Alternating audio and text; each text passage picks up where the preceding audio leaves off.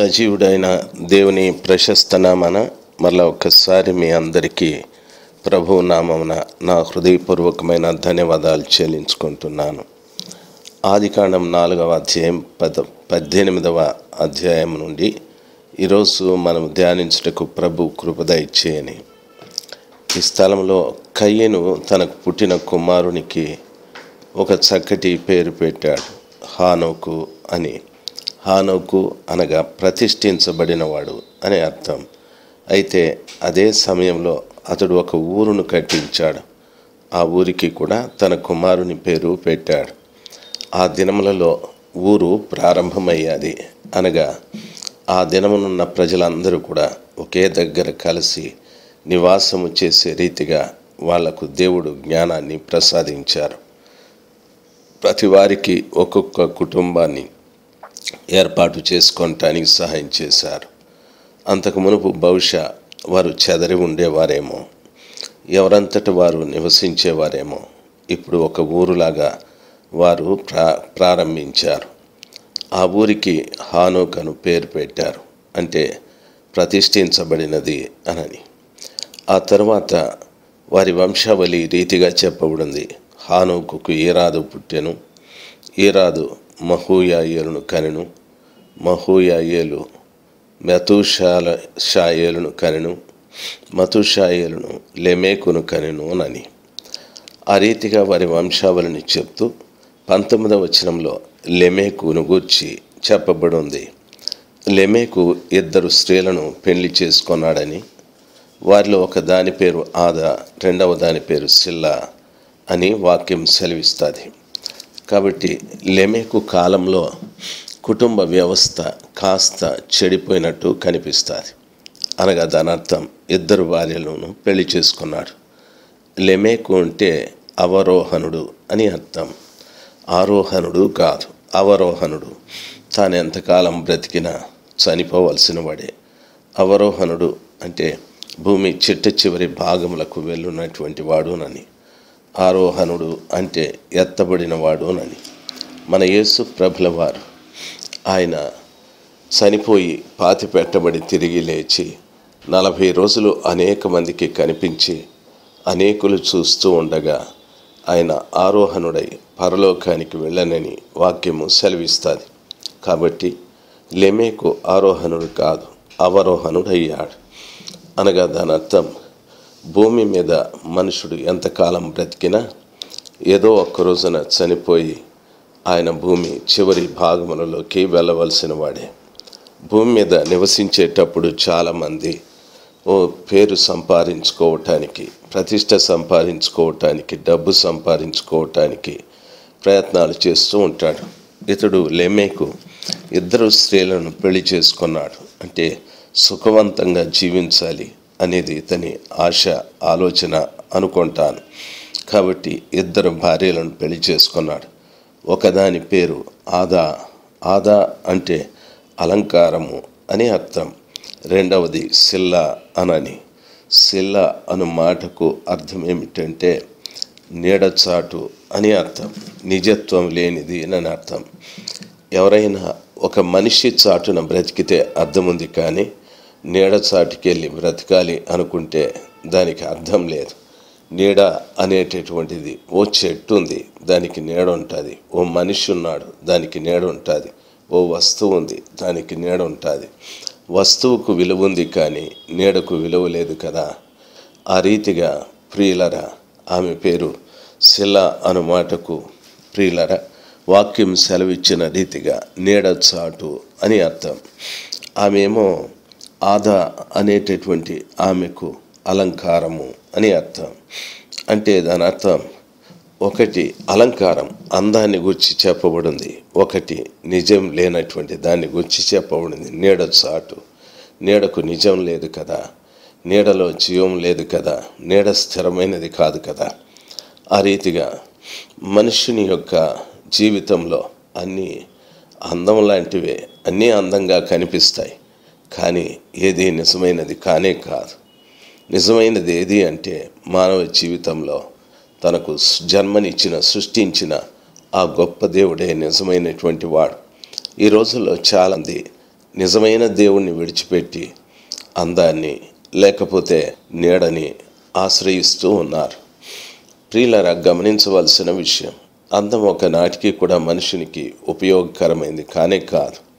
చూడండి, మనుషులు ఈ అందమైన వాటికి ఆకర్షితులై అన్నింటినీ సంపాదించుకోవాలని ప్రయత్నం చేస్తారు. అందం అంటే మనుషునికి ఉన్నటువంటిది మాత్రమే కాదు, మనుషుల్లో ఉన్న అందంలో మార్పులు వస్తూ ఉంటాయి. కాలక్రమేణా వయసు పెరిగే కొద్దీ మనిషిని అందం సమసిపోతూ ఉంటుంది, తుప్పు పట్టిపోతూ ఉంటుంది. ఆ రీతిగా కాకుండా ప్రకృతిలో చాలా వాటిని చూసి పుష్పం ఎంత అందము, ఈ భూమి ఎంత అందము, ఆ వస్తువు ఎంత అందము, ఆ స్థలం ఎంత అందము అని లోకంలో ఎన్నో వాటిని అందాన్ని మనుషులు ఆస్వాదిస్తూ ఉంటారు. అయితే దాన్ని సృష్టించిన సృష్టికర్త అయిన దేవుని యొక్క అందాన్ని తెలుసుకోవాలని, ఆయనకు మనం ఆకర్షితులుగా బ్రతకాలనే ఆలోచన చాలామందికి లేదు. ప్రియ దైవ జనాంగమ, గమనించాల్సింది, లెమెకుకు 2 భార్యలు చేసుకున్నాడు. ఆ తరువాత ఆదా యాబాలును కనెను. అతడు పశువులు గలవాడై గుడారములలో నివసించు వారికి మూల పురుషుడు అని వాక్యం సెలవిస్తుంది. లెమెకు ఆదాకు ఒక బాలుడు పుట్టాడు. అతని పేరు యాబాలు అని చెప్పారు. ప్రియులరా, గమనించవలసిన విషయం, యాబాలు పశువులను మేపడము, గుడారాలలో నివసించడము అనేటటువంటి దాన్ని ఆయన మూలంగా ప్రారంభమయ్యాది. బాగా గమనించాలి, అంతకు మునుపు గొర్రెలు మేపేవారు, ఇప్పుడు పశువులను కూడా మేపుతూ ఉన్నారు. పశువులను మేపి వారు గుడారాల్లో నివసించుటకు మూల పురుషుడాయను అని వాక్యం సెలవిస్తుంది. అనగా పశువులను ఒకచోటే కాదు, ఆయా ప్రాంతాలకు తీసుకెళ్ళి మేపడము, అక్కడ వారు గుడారాలు వేసుకోవడము, పశువులను వృద్ధి చేసుకోవడము, ఇలాంటి కార్యక్రమము యాబాల ద్వారా ప్రారంభమయ్యాది. వింటున్న దైవ జనాంగమ, అనగా దానర్థం, మొట్టమొదటి మనుషుడు ఎలాగ తన నివాసాన్ని ఏర్పాటు చేసుకున్నాడో కానీ ఆ తరువాత వారిలో ఊరు కట్టి ఆ తరువాత ఊరిలో నివసించడం ప్రారంభించారు. ఆ తరువాత పశువులు మేపుకుంటూ గుడారాల్లో నివసించడానికి ప్రారంభమయ్యాది. అది వాక్యంలో సెలవిచ్చిన రీతిగా యాబాలు కాలంలో అది ప్రారంభమయ్యాది. ఆ తరువాత అతని సహోదరుని పేరు కూడాను వాక్యం ఈ రీతిగా సెలవిస్తుంది. ప్రియులారా, గమనించవలసిన విషయం, ఆ గుడారంలో నివసించు అతని సహోదరుని పేరు యూబాలు.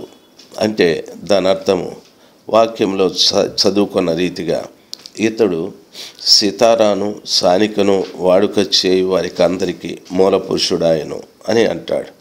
చూడండి, దేవుని వాక్యంలో సెలవిచ్చిన రీతిగా ఆదాకు సిల్లాకు పిల్లలు పుట్టారని, ఆదా యాబాలును కనిందని, ఆ తరువాత అతనికి ఒక సోదరుడు పుట్టాడని, అతని పేరు యూబాలు అని, అతడు సితారాను సానికను వాడుక చేయి వారందరికీ మూల పురుషుడని ఈ రీతిగా చెప్పబడింది. అంటే మనుషులు పుట్టడం ప్రారంభించిన తర్వాత ఒక్కొక్కటి కూడా వారు ఆచరణలోకి తీసుకొచ్చారు.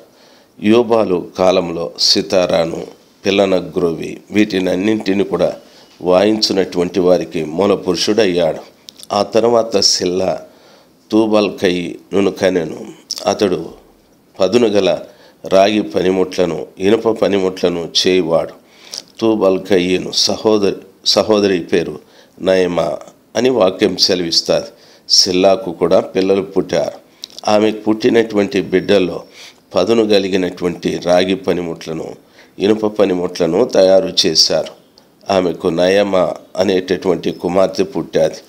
లెమెకు తన భార్యలతో, ఓ ఆదా, ఓ సిల్లా, నా పలుకు వినండి, లెమెకు భార్యలారా నా మాట ఆలకించుడి అని చెప్పాడు.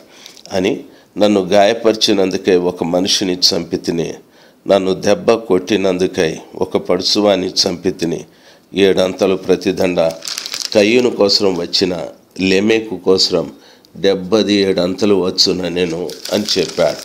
ఇప్పుడు లెమెకు తన భార్యలను పిలిచి, ఆదా సిల్లా నా మాట వినమని వాళ్ళతో అంటున్నాడు. నన్ను ఒకడు గాయపరిచినందుకు వాడిని చంపేశాను, నన్ను దెబ్బ కొట్టినందుకు ఒక పడుసువాన్ని చంపితి నేనని. మనుషుడు ఎప్పుడు తాను చేసే క్రియలు ఎప్పుడు చెడువే ఉంటాయి. దేవుడు చేసే క్రియలు ఎప్పుడు కూడా మంచివే ఉంటాయి. లెమెకు చేసుకోవడంలో ఆదా సిల్లాలను పెళ్లి చేసుకోవడమే కాకుండా ఆయన చెప్తున్న మాట ఏమిటంటే వాళ్లకు చాలా గొప్ప విషయాలుగా మాట్లాడుతూ ఉన్నాడు. నన్ను ఒకడు కొట్టినందుకు మనిషిని చంపితిని, ఒకడు కొట్టినందుకు పడుచువాన్ని చంపితిని. 7 అంతల శిక్ష కయ్యను ద్వారా వస్తే లెమెకు ద్వారా 70 అంతలు వస్తుంది అని మాట్లాడుతూ ఉన్నాడు. 77 అంతలు వచ్చునని చెప్పాడు. కాబట్టి అంటే రోజు కూడా పాపం పెరుగుతూ వచ్చేది, రోజు కూడా శిక్ష పెరుగుతూ వచ్చేది. ఆ మొదటి దినములలోటి ప్రజల ద్వారానే కీడు లోకంలో, చెడు లోకంలో ఇవన్నీ కూడా విస్తరించడం వలన ఈరోజు దరిదాపు ఎన్నో సంవత్సరాలు, 6000 సంవత్సరాలు పూర్తి చేసుకుని 7000 సంవత్సరంలో దేవుని లెక్కల ప్రకారంగా మనం ఉంటున్నాం. ఈ దినమున ఎన్ని అంతలు పెరిగి ఉండొచ్చు. కాబట్టి దైవ జనాంగం మనం ఆలోచించవలసిన విషయం, ఈ రీతిగా ఆదాము ద్వారా లెమెకు ద్వారా పెరిగిన ఈ కీడంతటిని, ఈ చెడు అంతటిని కూడా తగ్గించటానికే 2000 సంవత్సరముల క్రిందట యేసుక్రీస్తు ప్రభుల వారు ఈ లోకంలోనికి వచ్చారు. కాబట్టి ఈ యొక్క భయంకరమైన ప్రతిదండన లేకపోతే చెడు కీడు ఇవన్నీ కూడా అరికట్టబడుటకు క్రీస్తు సిలువలో తన ప్రాణాన్ని పెట్టి ఆయన ప్రశస్తమైన రక్తంతో పెరుగుతున్నటువంటి కీడుని, చెడుని, శిక్షని అంతటిని కూడా తొలగించుటకు ప్రయత్నం చేశాడు. వింటున్న నీ ద్వారా ఒకవేళ లెమెకు ద్వారా, ఆదాము ద్వారా పెరిగినటువంటి కీడు నీ ద్వారా కూడా పెరుగుతూ ఉందేమో. దయచేసి అది నీ పిల్లల మీదకి రాకుండా అరికట్టబడుటకు ఈరోజే క్రీస్తు ప్రభుల వారిని సమీపించి పశ్చాత్తాపడిన ఎడల ఆయన తన ప్రశస్తమైన రక్తంతో నిన్ను కడిగి పవిత్రపరిచి కీడు, చెడు, శిక్ష నుండి తప్పించగలడు. దేవుడు ఆ కృప నీకు దయచేయునుగాక. ఆమెన్.